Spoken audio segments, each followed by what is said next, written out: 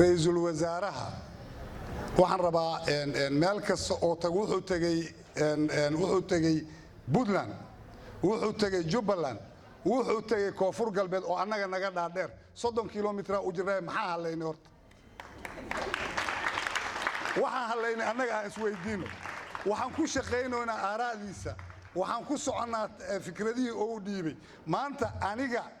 markaan iraahdo xaqiiqo guddiga isbitaalka ama dadkii oo waxaan sameeyay ama wadayaalka dhaqanka hadaysan garabkayga taagnayn maamulka degmada aysan garabkayga taagnayn aniga horta talaab ma qaadi karo haddii halaa xoolo meesha ay yaalaan xataa la keeno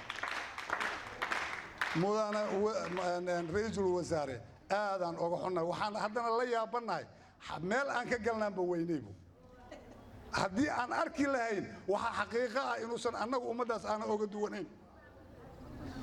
waa isbartiibo oo gaalkacaya laga dhisay oo balcad u ooman ka war annaga hadda dhisanay u sheega